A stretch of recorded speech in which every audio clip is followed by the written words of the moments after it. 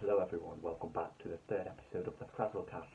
You can see my normal face in this one because the disembodied voice I've got trapped on the computer wasn't available.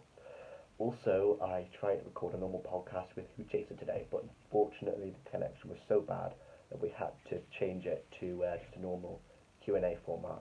I hope it's still enjoyable, but naturally it's not going to be the same as the previous two because I'm sorry, there's just nothing I can do. Same about the watermark, if that's still there. I'm not sure if it will be, but if it is, I'm trying to do something about that. Hopefully it should be gone in another video, in the next video, which should be out soon. I'm making it at the minute, but I hope you enjoy. Hope you enjoy this podcast. Hey Dom, so thanks for coming on. How are things for you at this point in lockdown Christmas?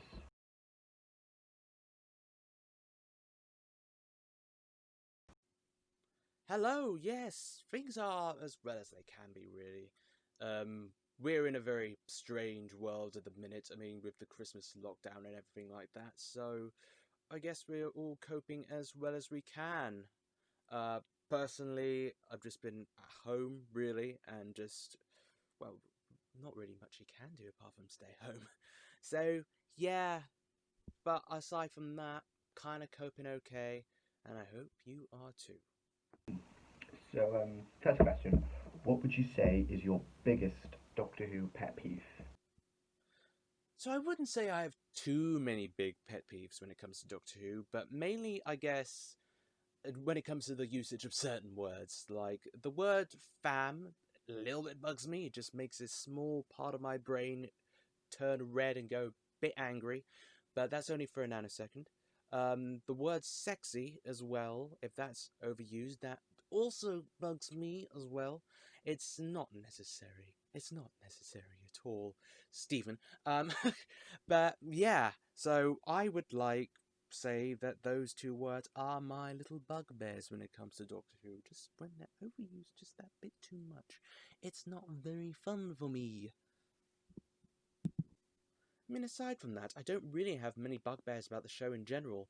I really just have preferences, really. It's just some that are stronger than others. But there's nothing out there that really grinds my gears immensely regarding the show. It's all something I can really take and leave, or just take and leave my favourite or least favourite bits. So, yeah, it's a very good question, though. Cool, cool. I suppose it's better not to have pet peeves than to have countless. But next question. So, if you could write for any Doctor at any point in their run, but you had to replace an existing episode, which Doctor would you replace an episode for, and what would you replace the episode with?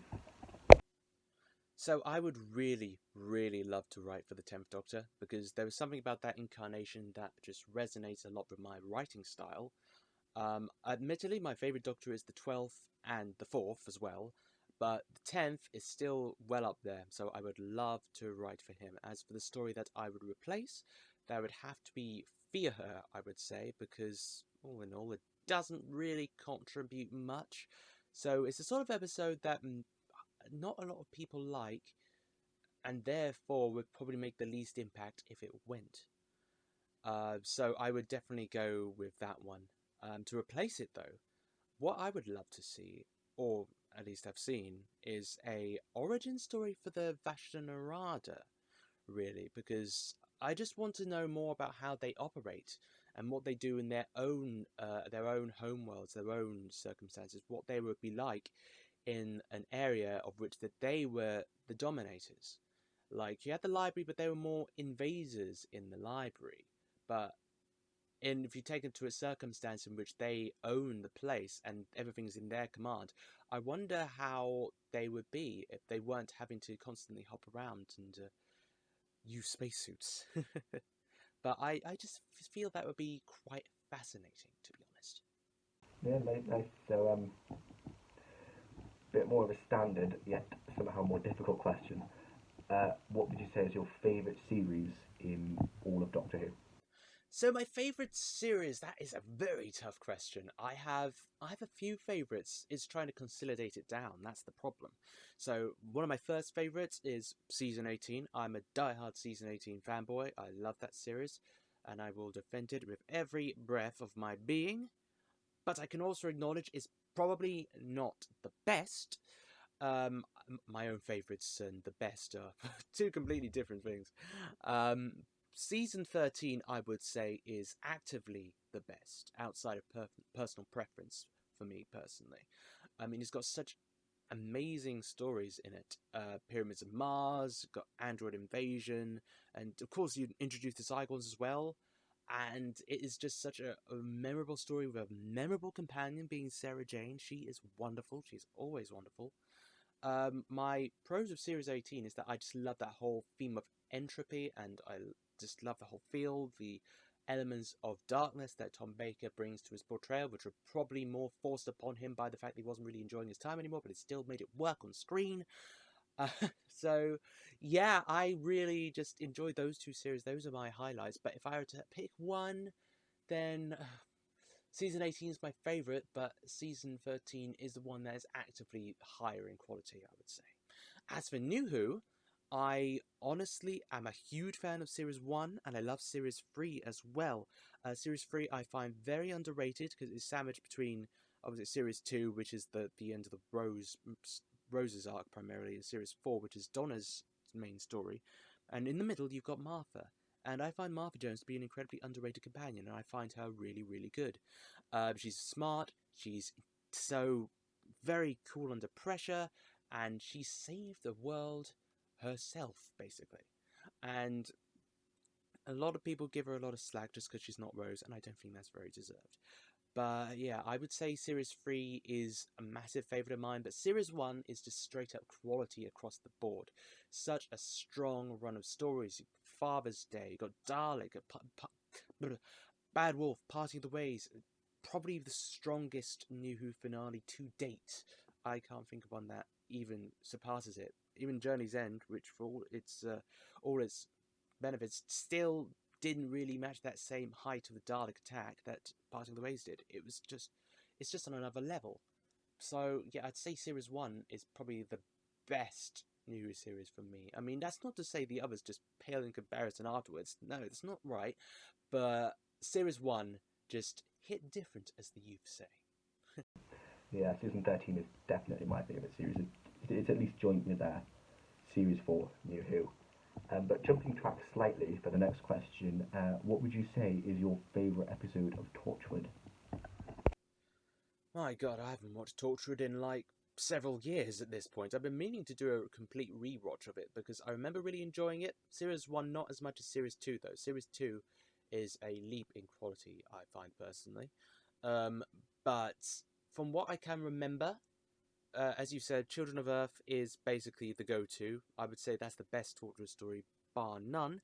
But if I were to pick a story from the first two series, I would say probably the Series 2 finale, Exit Runes, is probably the strongest of the stories for sure, in terms of how well that it's basically handled. Because you've got the departure of Owen and Tosh, and they are done so heartbreakingly. It is really just brutal.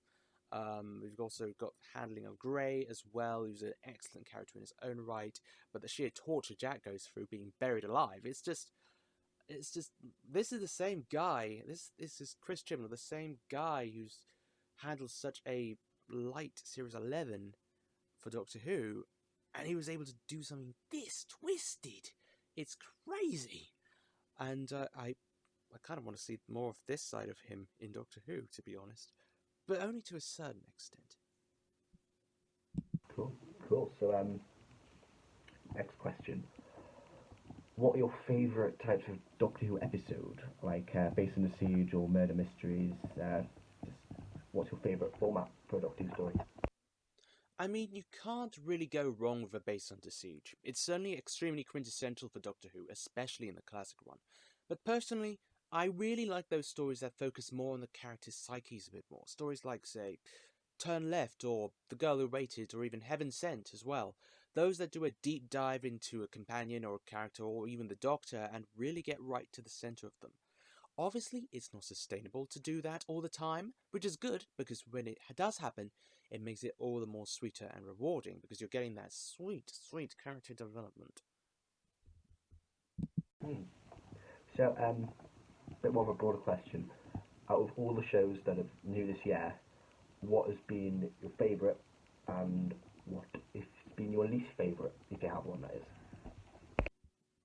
That's a tough one. My favourite show this year, I would say, is it's between BoJack Horseman, the final series of BoJack Horseman, and of course The Mandalorian, which has been outstanding in every single way. Both of them have been. Obviously, both very different shows. There's virtually no similarities between them at all.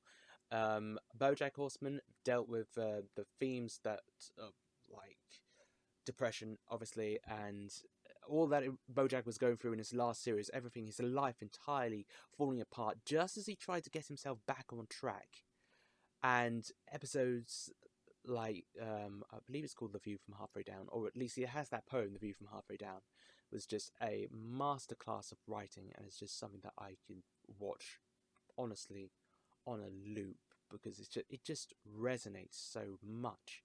But also there's The Mandalorian, which is much more optimistic and features such great characters. Like, of course, they got Ashoka in this series, which is marvelous, played by Rosario Dawson, and she has done a spectacular job bringing her to live action.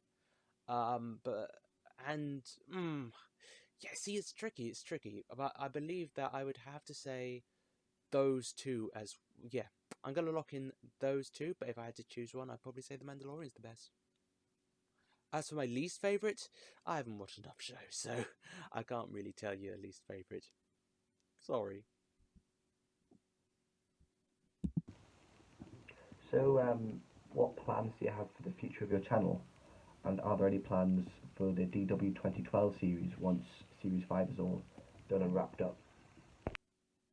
Well, for the future of my channel, I've got various things planned. I mean, I'm working on something really cool at the moment, Doctor Who Remnants, which is basically an anthology series that will be charting various events going through the Doctor Who universe, but not really focused on the Doctor. So it's kind of like the Inside Number 9 to Doctor Who. That's why I'm envisioning it anyway. So I've got 3 episodes all done, fully edited so far, and I just need to work on the other 3 as well. And once they're done, I'll start releasing them periodically.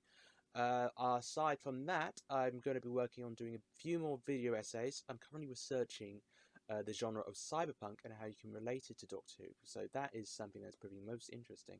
Find out quite a lot of things actually.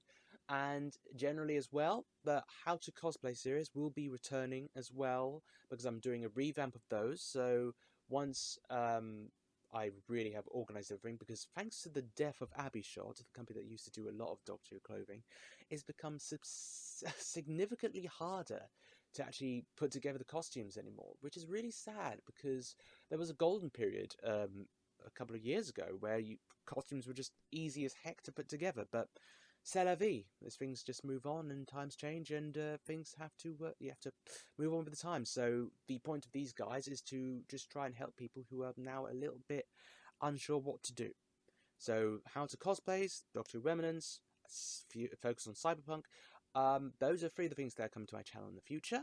Along with many others, some of which I haven't come up with yet. But other than that, yeah. As for DW 2012, well, Series 5 is still currently filming. Because of the pan-D, shall I say. Can't say the full word, don't want to get your channel destroyed. We're still roughly halfway through the series. I'd say just over halfway. So, but it's looking good for a late 2021 release, hopefully, all things going as planned. That's currently the goal we're set for. In terms of what's happening after, well, I am not allowed to say. I am not allowed to say. But we do have stuff planned for sure, and it's going to be cool. It's going to be really cool, honestly. So, but our main focus is getting to the end of Series 5 and getting the Purple Doctor's first series out there and into the open. So that is what we're currently aiming for. And then what comes after that, we will handle it as it comes. But the Purple Doctor will be back. So, are you excited for Revolution of the Daleks as well as Series 13? And what are your opinions on 13 and Yaz together in this series, being the first all-female TARDIS team? Honestly, I am really looking forward to Revolution of the Daleks, honestly. It's going to be, well, I hope it's going to be cool. I really am fascinated by the amount of elements that Chibnall has put into this particular script as well, because there is a lot going on. You've got Captain Jack, you've got Graham and Ryan leaving, you've got 13 in prison. There is so much, and on top of a Dalek invasion as well. There is so much to cover in this episode alone, and it's mad. So I'm really interested to see how Chibnall is going to pull this off, if presuming he hopefully will pull it off. There's also the fact that Captain Jack is coming back, and I'm very excited to see him again. He's one of my favourite characters, and I've been waiting 10 years for this moment. So it's going to be glorious to see him in his fully interacting with the Doctor and everything, seeing him in full power, basically. There we go. Got there in the end. But yeah, Series 13, yeah, I'm looking forward to, I guess. I'm just see how it turns out. As for 13 and Yaz acting as the first all-female TARDIS team, I see no problem with that. In fact, I think this might be a good thing in the way that we are going to be focusing on one companion again. It'll be the Doctor and one companion, so that development for Yaz can be a bit stronger. And I'm looking forward to seeing how that really develops, because I feel like the boys are kind of done. Even though it does feel like there's more they could have done, I feel their main development and their main arc has been fully covered at this point. So it'll be interesting to see the direction that Yaz's character is going to be taken in. Last question. I know from your channel that you're a fan of like really macabre, darker Doctor Who stories, and I don't think this is better represented than in the Cybermen. So, a bit of a toughie here. What are your top 5 favourite Cyberman stories? You got me there. I'm a big fan of macabre stories. They are my bread and butter when it comes to Doctor Who. But I would say the Cybermen definitely. They are my favourite villains because there's a lot you can really do with them. There's so much in there that you can really attack in terms of how, well, cyberpunky they are, really. With their assimilation, they're very much a precursor to the Borg. And I just wish Doctor Who went more in that direction of really showing how gruesome the process is. I mean, it was alluded to in Rise of the Cybermen in the Age of Steel, and World Enough in Time, The Doctor Falls, probably the best, but also in the Big Finish audio spare parts, which is also magnificent. But I'm getting off topic, so you want my 5 favourite stories? Well, 5 favourite stories with the Cybermen would be, well, for sure, The 10th Planet, the one that introduced them. Already you know what they're all about. The Mondasian Cybermen, with the way that their voices are, they are unsettling. The Moonbase as well, that one was really enjoyable. They had a good threat level in that. That was quite creepy. Earthshock. Earthshock is just great, and plus it killed Adric. Everybody laughed. World Enough in Time, amazing, top tier. Really love that one. I particularly love I mean, it's not necessarily the standard Cybermen versus Doctor story, but it showed an origin, an origin of the Cybermen. It's the An is underlined here because I love that they didn't decanonize the other Cybermen's origin stories either. This one just takes place. It kind of shows the Cybermen are more of an inevitability for humanity, and that is pretty twisted. But at the same time, it's pretty cool. And also, Tomb of the Cybermen. That is probably the best one, still the best one, and it just shows them at the height of their power, at the most ruthless. They are just brilliant villains, and I just wish that Doctor Who just pushed them more and more to their full potential as villains. I mean, Ashad in Series 12 was a bit closer to what I'd like to see from the Cybermen, but even he was dealt with a bit too easily for my liking, so here's for justice for the Cybermen, that's what I say.